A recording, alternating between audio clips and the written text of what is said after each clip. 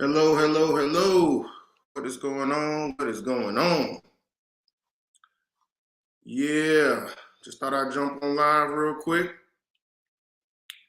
Happy Black History Month. First day of Black History Month. Wanted to come on and holler at y'all for a little bit. It's Black History Month 2022, and I am currently in the midst of enjoying the honor of playing perhaps the most iconic figure in Black history, and that's none other than Dr. Martin Luther King Jr. We are coming into the last stretch for this weekend, the closing weekend for the mountaintop. For those of you who've been seeing the posts, seeing the reviews, seeing all the pictures and everything, this has been an amazing, amazing ride. Oh man, what can I say? What can I say? Hey Monique, how you doing? I see you. Thank you so much. Go ahead and share this if you can. Just got a little something to say for everybody. Um, let's see. Where do I want to start? You know what?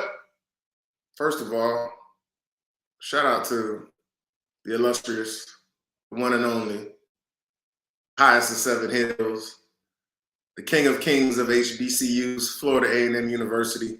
The struggle continues, guys. If you've been watching the news, you probably have seen that a number of HBCUs are receiving bomb threats. The struggle continues. What can I say about that? Just want to send much love and safety to all my HBCU brothers and sisters. A lot of y'all have people my age, they got kids now going to HBCU. So that's incredible. So y'all stay safe out there, stay vigilant, and take care of yourselves, man. Yeah, y'all come on in, man. I'm just going to say a few words for a little bit. Like I said, we're coming into the home stretch of the mountaintop. Thank you, Monique, giving me a little plug there. Mountaintop is an awesome live play start. That's so Brian. Make sure you see it before it ends Sunday. That's right. Listen, I've been kind of saying this a couple times over the past few weeks. This isn't a typical play that you guys might be accustomed to. This ain't no, Mama I done burnt the beans type of play. This ain't one of them big, Chitlin Circuit singing plays. This is just a real live roller coaster of emotions that we taking people on. Showing Dr. King in a different light. You're not going to hear a bunch of speeches and things like that. You're going to see the man behind all that. The man, who was a human being going through unbelievable trials and tribulations to become the man that he was in a dangerous time for African Americans. So come with an open mind and come being willing to experience that roller coaster of emotions. You're gonna laugh, you're gonna have some highs, you're gonna have some lows, and you're gonna think, and you're gonna really kind of realize what that man went through. That being said, again, happy Black History Month, first of the month. So I encourage everybody not only to come see the play as a tribute and an activity for Black History Month, but to do a deeper dive than we typically do. Do a deeper dive. There's so many things I found out that I didn't know about Dr. King and the things that he was doing. So many things that I had heard of but didn't do a deep enough dive that I learned about Dr. King through this. But there's so many others. His best friend, Ralph Abernathy, who was so pivotal through this time. I plan to go back and read up a little bit more and just go through all our leaders, all the people who went through so much during that time. But then also, we have a history beyond this country. And it's imperative that we as Black people, we teach our children more than what this broken school system is teaching them. I have a 11-year-old son right now, and just seeing how they treated, because you don't know what you don't know, right? So some of the things that we were taught coming up in school versus the things I've learned as an adult, it kind of makes me cringe to see how lacking what our children are being taught, especially if they're not in a predominantly African American school. Hey, Miss B, I see you. Hey, Peggy, come on in. What's going on, Ryan? Ryan, I had them fooled, man. They thought they was just gonna see the Black Unicorn with me. And they saw Simulacrum with you too. They loved it, brother. They loved it. Thanks, man. I appreciate it. But yeah, back to what I was saying. We have a rich history before slavery that our kids need to hear about. Civilizations that we had over there. I learned something even this past weekend with the Orlando Urban Film Festival. There was a movie called Passage, which God, I wish that was in every school system. I wish every Black child and white child too could learn from that. We always taught about the transatlantic slave trade and how some of the rival tribes, helped sell other Africans into slavery. What they don't tell you is that a lot of them fought back, and a lot of them had rebellions and insurrections, and stopped a lot of those ships from coming to this land here in North America. And I did not know that. Nobody had ever told me that, and I'm sure a lot of other people don't know that. So, people like to bring that up. Well, Black people sold Black people. Well, a lot of them did not, and a lot of them fought. So, as we embark upon Black History Month this month, let's go deeper, guys. There's more to Black History Month than just Martin Luther King, and well, I don't even talk about Malcolm X, but there's more to it than that. Even though I'm playing Dr. King, and that is a huge part of it, there's a lot more that can be learned and that we can be teaching to each other. So I encourage everybody to do that. But back to the shameless plugs.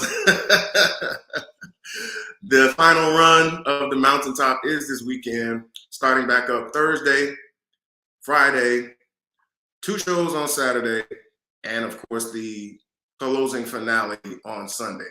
There are still a few tickets left. You're not gonna get the nice VIP seats up close, but you'll be in the building, and trust me, I've walked the Garden Theater. There's really not a bad seat in the house, but you might not get to see the whites of my eyes for the tickets that you have there. Let me see. Yeah, Passage was great. So if you're at a film festival, be looking for that film, and it's awesome. It was very moving. When he says, very proud of our history, my kids to understand the struggle and know our talents are limitless. Absolutely. But we got to do it on our own, guys. This whole critical race theory crap is going on. People are banning books now. So it's more on our shoulders than ever before. And as I said at the top of the show, we have our HBCUs now being the threat, bomb threats and things like that. So it's sad, but the struggle, it hasn't changed. It's only transformed. It continues to take on different lives, but ultimately the goal is to restrict us. The goal is to keep us uninformed, uneducated. The goal is to keep us at a minimum of where we should be, where our talents can take us. So struggle continues. And like I said, I'm just honored to be a part of this for this part of Black History Month and for this particular character. The emotions, I don't know how I'm going to feel, guys. This has been a labor of love going on about 3 months now. Learning this play, immersing myself into this play, immersing myself into this character. For those of you who've seen some of it, you've seen that kind of come out. And once it wraps, I don't know how I'm going to feel. It's been a career-altering thing for me, and I'm glad. There was a chance that I wasn't going to do it, but I'm so glad that didn't happen, and that I wound up accepting this role. It's not about money. It's not about recognition. It's very much about the craft, and it's very much about telling a story that needed to be told. Even though it's a fictional story, but it's rooted in so much truth. It's rooted in so much truth about Dr. King and his experiences, and I think those of you who have seen it, you understand that. Again, it takes place immediately after the famous mountaintop speech that he did in Memphis when they were at the midst of the sanitation worker strike. You guys will remember that speech. That's where he finishes with, "Mine eyes have seen the glory of the coming of the Lord." This play is a depiction of what possibly happened in those final hours of Dr. King's life in that motel room. So, yeah. What'd you say, Joni? Black History always, if you're in an organization or company with a Black Employee Resource Group, hug them today. They need it. Yeah, man, listen. As some of you may know, my wife is an executive with the Walt Disney World Company.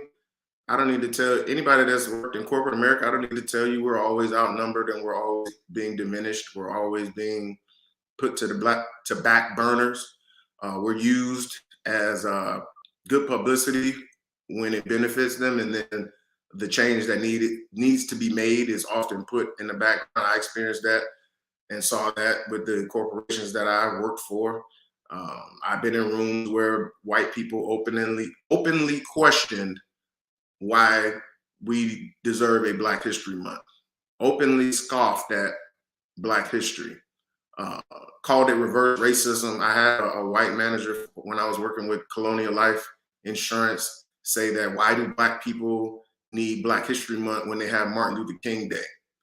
So this trifling trollop cave woman had nerve to say this in a full-blown meeting.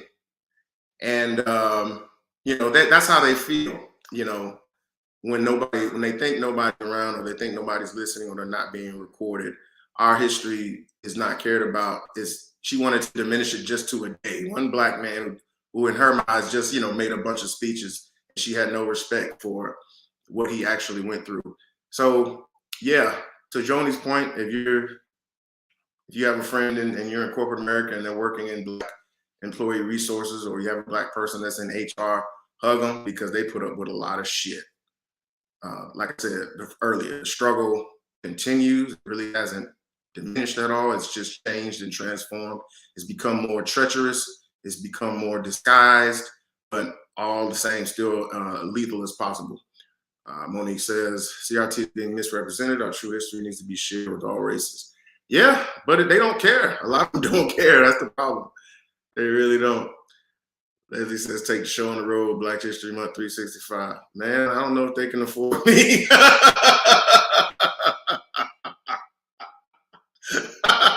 Real talk. Listen, what I said earlier, I don't know if y'all caught it. This is a labor of love, guys. Theater, and shout out to theater people, man. They are some of the nicest and most sincere, heartfelt people that I'm around. But unfortunately, especially in the South, theater is just not supported well, guys. It's just not. People, unless it's something that is attached to a celebrity or something, or Tyler Perry or something, we don't support theater. We really don't. If this was New York or Los Angeles or something like that, it'd be a different story. But this isn't something I did for the money, guys. This is something that, for me, have an opportunity to play a character like this with a story like this. It's a two-person play. I'm up there for 90 minutes, me and my co-star. Shout out to Anita Whitney Bennett. And we take y'all on a ride. No intermission, no gimmicks, no bullshit. We just up there acting our ass off and taking y'all on a ride. This was not easy. This was, like I say, this wasn't for no money. This wasn't for no recognition. This was something that I felt like I needed to do as an actor, and it's something that I wanted to bless my community with. This is kind of like my magnum opus, because this is, the co-stars, the TV stuff, that's all fun, but those are pretty much two-dimensional characters. This is a full-fledged character. And like I say, taking you on a ride and telling you a story for 90 minutes. I had something to prove to myself as an actor, because, one of the fears I have is that I don't get enough opportunities to show people what I really can do. Like, what I really can do. And I think people who have seen this now, So that was part of me taking this as well, is like, okay, some of the roles that I've been close to that were mainstream that I didn't get, made me feel some type of way, like people really don't know what I can do. Well, you see this, now you know. So I hope the community appreciates it. I hope, and I know that they do, because the crowds have been great. And let me take this time right now to just thank everybody. If you watch this and you came to see the show, I don't have enough words to tell you how grateful I am. I wish I spoke more languages. I would say thank you in every language. Thank you, gracias, feliz, whatever. You know what I'm saying? It means a lot. And because I know like a lot of people don't, they're not theater people. We're busy, we like to watch stuff on streaming now, or, on demand whenever we feel like it. So for those that came out, I deeply appreciate it. Wow. Yeah, I appreciate it. We got a lot of love. The crowds have been mixed. We've been receiving standing ovations pretty all the time. Even people coming up to it afterwards, telling us, how moved they were, crying and stuff like that. Let me see. Let's see. What is your performance record on? What is it recorded? Can be seen? No. So here's the thing. So this is a play that was written about 10 years ago by Torrey Hall. It was most famously played by Samuel L. Jackson and Angela Bassett. So when you do another person's play, you can license it to perform it in theaters, but to record it and distribute it, that's a whole nother ballgame. To where that person has to sign off on it. They have to have a license agreement. So it's not something that's going to be recorded for public consumption. I think they might allow us to do like one scene or something like that. So no, if you ain't getting it in this past 2 weeks or this week, sadly you're not going to see it. I would love it if they did, or drop it on a YouTube link or something, because other people have done it. They probably broke some rules and some law, because I searched on YouTube. There are some recordings of it, and we kicking there. I ain't gonna front. Forget being humble about it. We destroy a lot of the stuff that's out there, just from an acting standpoint, just from a presentation standpoint. The set design, the sounds, the special effects that we use, we blow a lot of stuff out of the water that you might see on YouTube. So unless the Garden decides to step up to that plate, Miss B, and strike some type of agreement, then it won't be recorded. Sorry about that. Let me see. Monique says, we already knew you were very talented, but your talent was taken to new heights with the play, and we're happy to have witnessed it. Thank you so much. Thank you very much. Yeah, man. This is my magnum opus, y'all. Look that word up. I found that online. I like it. Magnum opus. So yeah, thank you. Again, if you watch this, man, and you saw the play, thank you. For all your support, people that I've known so long, who I know from previous walks of life, my boy Byron and Joe came from my financial services days. Of course, my wife, Monique, Jason, Jean, Monica, who have always been so supportive of me. Thank you very much. My family's coming this week, so I'm excited to perform in front of them. And let's see, what else? Everybody, man. Everybody. The people of Winter Garden, strangers who have met, really enjoyed the show. If you guys have been following the page, we got some awesome reviews. The Orlando Sentinel, Broadway Weekly came out, and they gave us glowing reviews, man. That was so touching. So touching.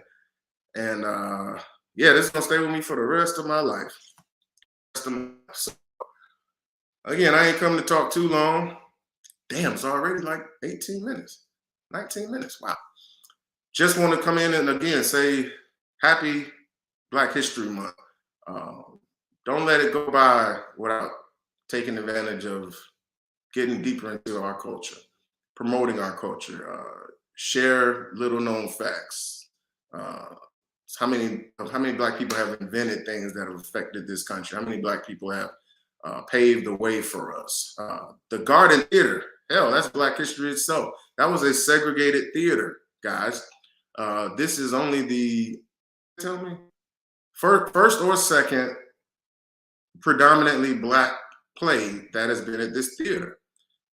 My director, Felicia Siobhan Ellison, she's only the second Black person, Black female as well, to direct a play at this theater. It's a very historic theater. And yeah, that's the path that we're following on. So even in my little small space here out of Central Florida, we're creating some Black history. So I'm honored to be a part of that. The play was named one Critics Picks of the year. I guess they do a number of, I guess it's like a special thing where they only select a few plays. So we're already in high company with that. I will say this though, Ms. B, if they decide to offer us a deal to go perform at Dr. Phillips, then we got to talk about that. But no, we're not taking it on the road. I got to get back to making some money. I got to get back to these commercials and these films. But it's been a great sacrifice and great labor of love to do this. So it has been awesome. It has been great. Shout out to, again, my director, Felicia Siobhan Ellison. She called me up. She pitched it for me to come audition. At first, I was kind of terrified because I was like, oh my God, 2-person play, no intermission. But the relationship I have with fear is that if you walk towards fear with an open mind and a work ethic, then you'll overcome anything. And so I immersed myself into it. I came into rehearsals about 75% off book. I just attacked this thing, man, because the last thing I was going to do was get caught lacking for this. I wanted to knock every show out of the park. I wanted to give everybody who came to see this show 100% effort and leave everything out on that stage. And we accomplished that. We had a little COVID scare too. So the first week, I'll tell you this story. The first week of going into rehearsal, because they test us every week. First week of rehearsal, me and my co-star tested positive. I didn't have no symptoms at all. I think it was a false read, to be honest with you, because I've had COVID in the past and I've had some type of symptoms. So I believe it was a false read, but nevertheless, we still had to quarantine. So we missed like 2 or 3 rehearsals. So I'm like, oh shit, we're gonna be set back. But we made it up. We got back into the flow. And this play was important to everybody. My director, Felicia, my co-star, Anita, myself, Abby, Joe, the director of the Garden Theater. This is something that everybody deeply cared about. And we went balls to the wall, y'all. So I think that's why people are seeing the result that they're seeing right now. So yeah, happy Black History Month. Please, if you see this and you haven't seen the play yet, there's still some tickets left. Go to gardentheater.org and go ahead and get in where you fit in. And looking forward to closing this thing out properly and going on from there. So unless y'all got any other questions or comments, I'm gonna roll on out here. Shout out to Orlando Urban Film Festival. We got an honorable mention for Black Unicorn. You guys pay attention, man. A lot of people know film festivals are for everybody, y'all. Not just for the people that make films. You know, we need the public to come out and support. There's some really good films. Like, you guys got to understand that the mainstream stuff, that's really only like 5% of the industry. There's a huge independent scene out here where you can see some really good films. If you're into movies and stuff like that, you can see stuff from the ground floor, but they're for everybody, man. Come out and support. There's no reason why the Orlando Urban Film Festival shouldn't be doing huge numbers. Like, we should have the demand to where we move to bigger and better venues. Not saying that we didn't have it, but I think our community can do a lot better. We can do a lot better with supporting each other in that aspect. We can do a lot better to support each other in the arts, period. Like I say, the theater community here, people just don't rock with it like that. Not like a New York or an LA or hell, even Atlanta a little bit has a bigger platform in theater. So we got to do better, y'all. Keep the arts alive, keep independent films alive, and support all the stuff. So that's about it for me. That's right. Y'all coming for part 2. I'll see if I can pull out something different for you. Thank y'all again so much. Have a great Black History Month. Learn something, teach your kids something. And I'll see y'all at the mountaintop.